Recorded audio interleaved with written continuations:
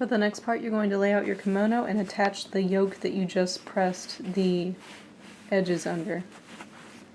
So here is my kimono laid out, the back, and then here's the front, and then I just took the yoke that we've already pressed and laid it on it. And basically what you're going to do is baste everything that you see pinned here. So this is all pinned and needs to be basted. This side needs to be basted. That side needs to be basted. And this part, and also here, you can either leave it as it is or you can hand stitch it. That's up to you, and the directions say that either one is fine.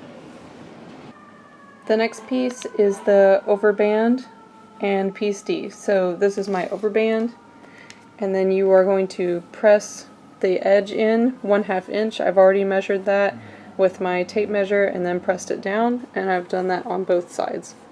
So that is what that looks like. This is the neckband completely laid out, so piece D, which we have already sewn together in the middle. That was one of the first things that we did. And then the overband is in the center here. I folded mine in half and then used a pin to figure out where the middle was, and then I just matched up the middle of that with my seam. So this and this will also be basted together, but then the sides here, where you pressed 1/2 inch under, you will whip stitch that closed. So whip stitch both of these closed, and then do your basting on the top and also on the bottom, and that will finish your neckband piece. So now I'm just going to do the neckband basting. So this is my neckbandee, and this is the overband. I'm going to set my stitch to 5, which is my widest stitch. Make sure that you still have thread in your bobbin before you start. And then just start basting your piece.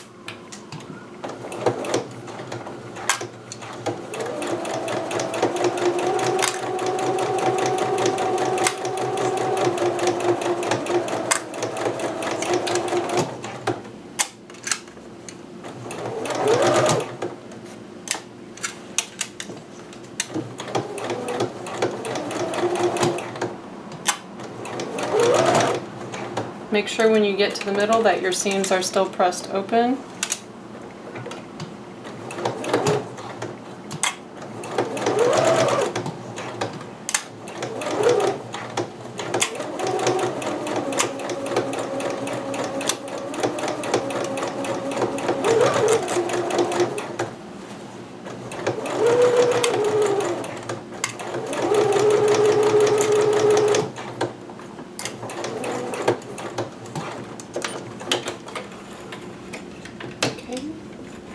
And I recommend that whenever you baste the other side that you go in the same direction that you did for the previous one that you just did.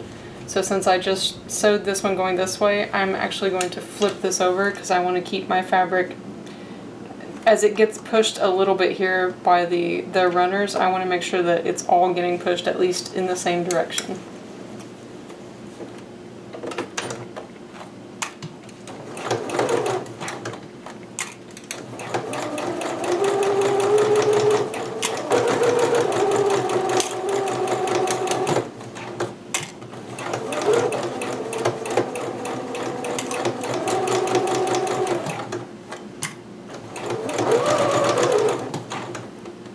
Make sure your seams stay open.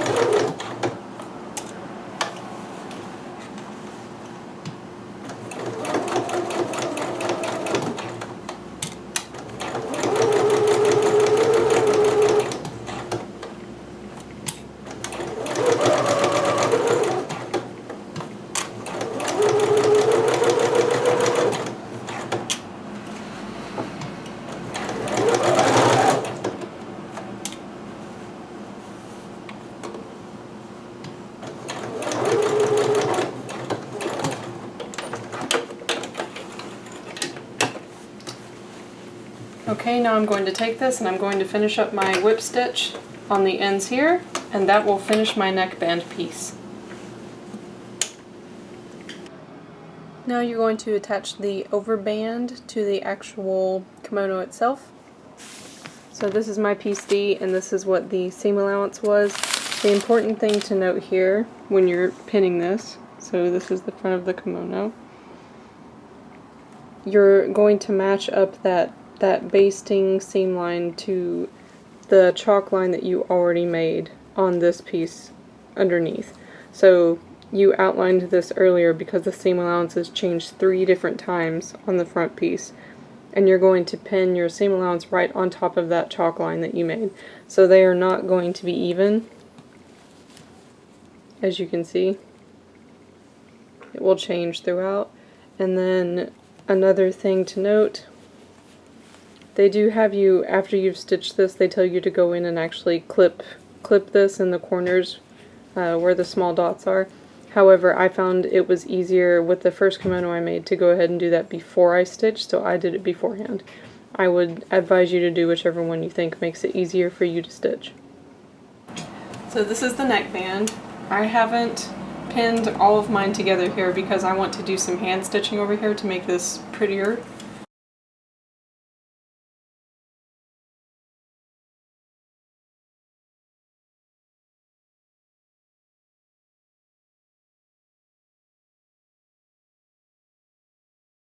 So I'm just going to be stitching from the overband through the neck to the other side of the overband, and then I'll come back later to do more there. And I'm just going to stitch right on top of my line here.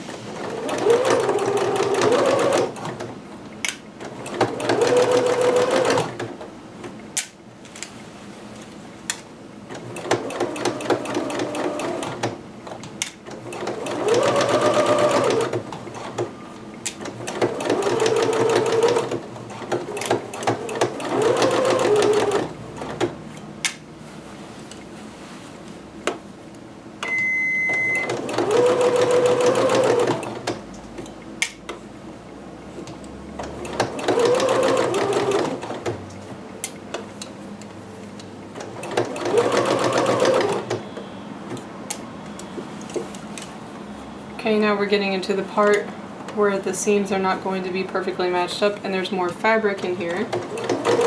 So just keep following your line and constantly filling underneath that you don't grab multiple layers of fabric that you're not supposed to.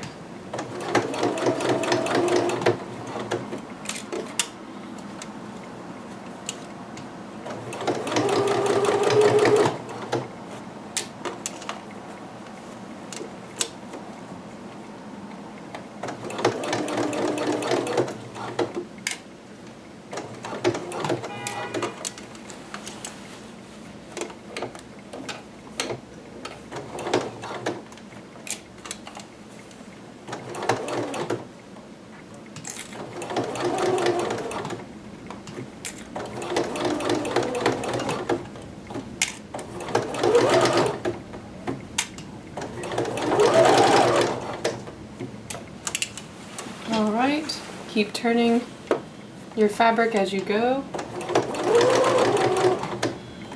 just so that your area doesn't get bunched up and full here. That makes sewing more difficult.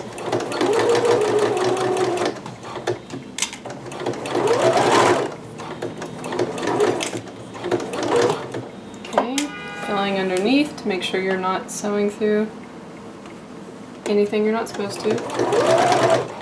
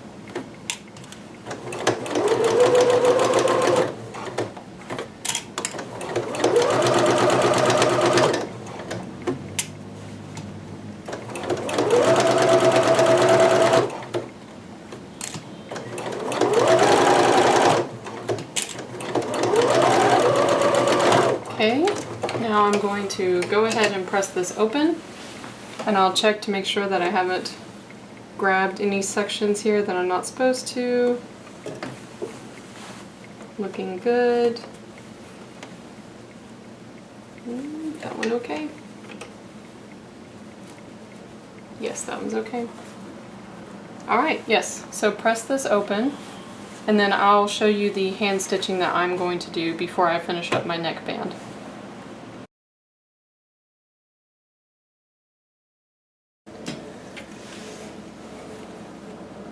So just to show you really quickly, this is how I finished my seams. So I basically took these selvages and I just folded them in on themselves, and then I did a blind stitch on both sides, and I did that for all of my seams.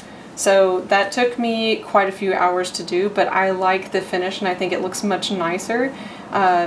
It's just a lot prettier. And let's see, I did that on the back seam allowance, and then I also did it on the front.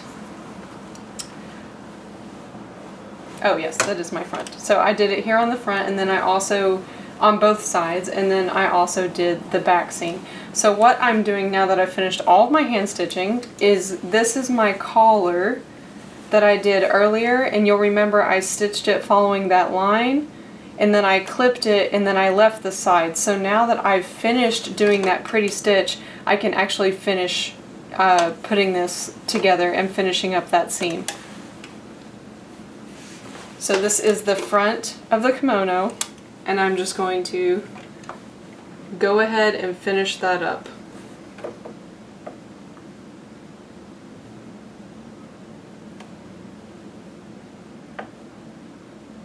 There we go.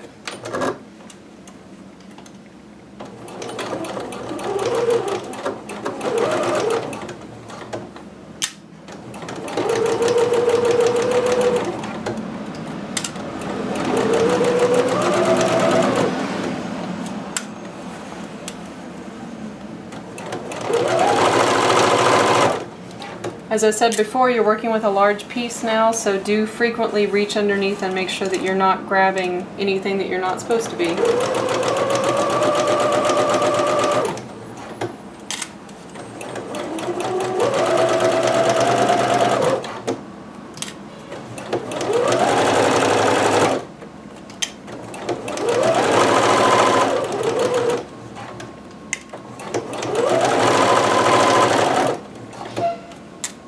Now I'm approaching my seam from earlier that I already did.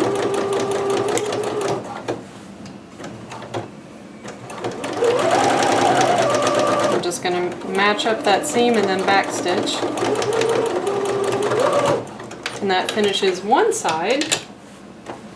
So now there's my yoke. Now I'm just going to the other side, which I've also already pinned. And I'll finish up this side.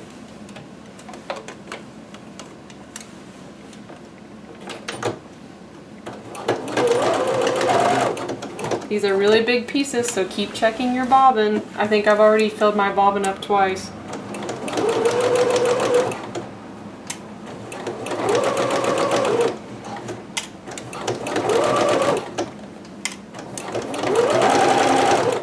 Filling to make sure that you only have the 2 layers you're supposed to have. And move your fabric around if you feel like your needle area starts to get overcrowded.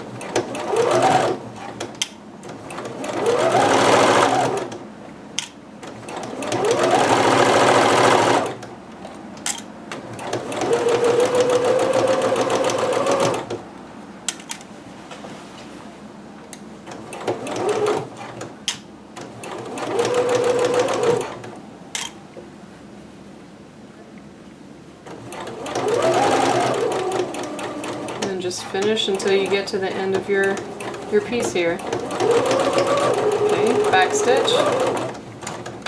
Alright, and those are done.